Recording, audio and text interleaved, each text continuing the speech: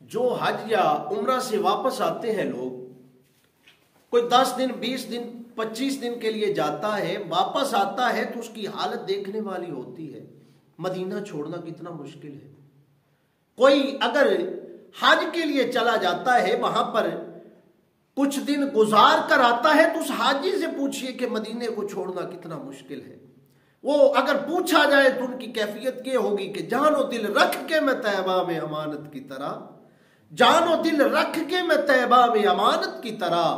لاش کو اپنے کندھوں پہ اٹھا لایا ہوں۔ پوچھتے کیا ہو مدینے سے میں کیا لایا ہوں۔ ارے یہ تو ان کی کیفیت ہے جو چند دنوں کے لیے جاتے ہیں اور واپس مدینے سے آتے ہیں۔ پوچھئے نا جس حسین علیہ السلام نے ساری زندگی اپنا بچپن جو ہے اپنے نانا جان کے ساتھ مدینے میں بسر کیا، اور اپنے نانا جان کے ساتھ وہاں پر شب و روز گزارے، اور کریم آقا علیہ السلام کے کندھوں کے اوپر چڑھے، اور میرے لجپال آقا کی سونی سونی زلفوں کے ساتھ کھیلتے رہے، اور میرے آقا علیہ السلام کے ساتھ انہوں نے کتنا عرصہ وہاں پر گزارا۔ میرے دوستو بھائیو ذرا غور کیجئے گا، جب ان کو مدینہ چھوڑنا پڑا ہوگا، ایک روایت کے مطابق 28 رجب المرجب کو آپ نے مدینہ کو الوداع کہا، اور مدینہ سے نکلے، اور وہاں سے نکل کر آج نکلے ہیں دین کو بچانے کے لیے، نانا کے اسلام کو بچانے کے لیے، اور محمد عربی کے کلمہ کو بچانے کے لیے نکلتے ہیں۔ میرے دوستو بھائیو ذرا غور کیجئے کہ یہ وہ قافلہ جو آپ علیہ السلام نے جب وہاں سے نکلنا چاہا، میرے آقا کی بارگاہ میں حاضری پیش کرتے ہیں، اور لجپال آقا کی بارگاہ میں عجز و انکساری کرتے ہیں، روتے ہیں نانا یہ وہی دیس ہے جہاں پر میں آپ کے ساتھ کھیلا کرتا تھا، جہاں پر میں نے آپ کے ساتھ بچپن کے دن گزارے تھے۔ نانا جان آج مجھے اپنی اماں جان کا روزہ بھی چھوڑنا پڑ رہا ہے، میرے بھائی حسن کا روزہ بھی چھوڑنا پڑ رہا ہے، آقا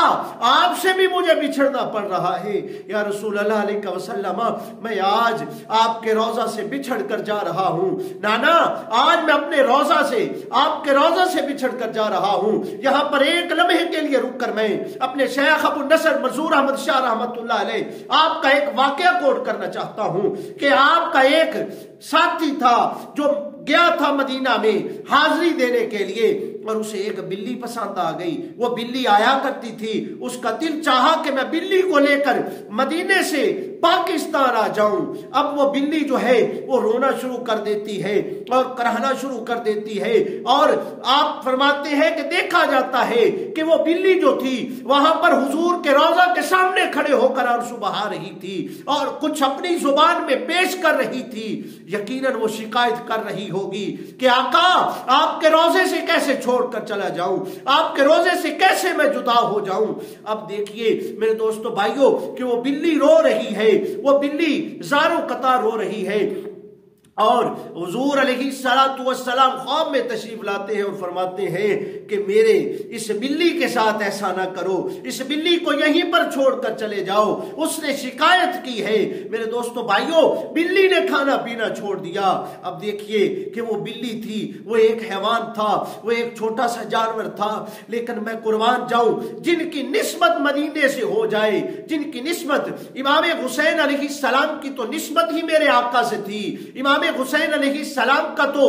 زندگی کا جو دن گزرے تھے حسین وہ تو تھے ہی مدینہ میں گزرے، لیکن ان کا وہ گلیوں کو چھوڑنا، ان بازاروں کو چھوڑنا، ان محلوں کو چھوڑنا، اور ان جگہوں کو چھوڑ کر جانا، یہ کتنا مشکل سفر تھا، یہ کتنا مشکل لمحہ تھا کہ جب مدینے کو چھوڑ کر جانا پڑے گا۔ میرے دوستو بھائیو وہ یقیناً وہ لمحات جو ہے فرمایا جاتا ہے کہ آپ 3 دنوں تک، 1 دن 2 دن 3 راتیں آپ وہیں پر حضور علیہ السلام کے روضہ انور پر روتے رہے، اور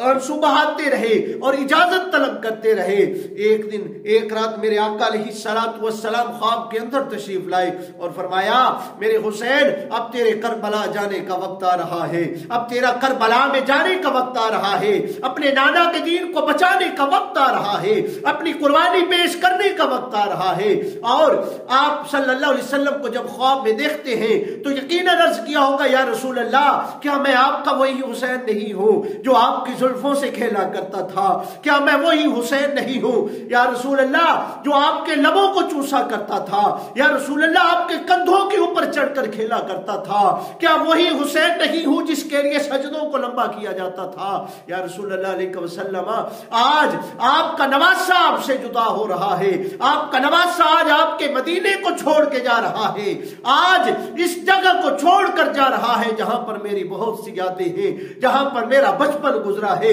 जहां पर मेरा लड़कपन गुजरा है। मेरे साथियों जरा गौर कीजिएगा, हजरत इमाम अली मकाम हजरत इमाम हुसैन से मेरे आका ने ख्वाब के अंदर फरमाया, हुसैन अब तेरा करबला जाने का वक्त आ गया और वहां पर शहीद होने का वक्त आ गया, जल्द ही मेरे पास शहीद होकर मेरे पास आ जाओगे। मेरे दोस्तों भाइयों जरा गौर करें, जरा तवज्जो करें।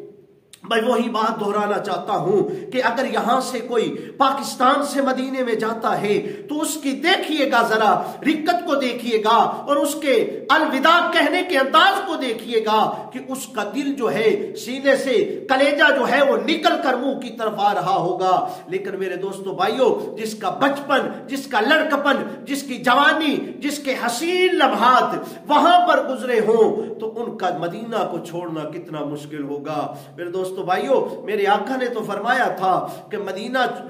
मदीने वालों को तकलीफ पहुंचाना, किसी भी चीज को तकलीफ पहुंचाना वो मुझे तकलीफ पहुंचाने की तरह है। मेरे दोस्तों भाइयों, लेकिन आज मेरा हुसैन इन आंसुओं की बहार में, इन आंसुओं की बरसात में, इन आंसुओं की लहरों में और इन आंसुओं के बहते हुए मोतियों के साथ अपने काफिले को लेकर रवां हुए और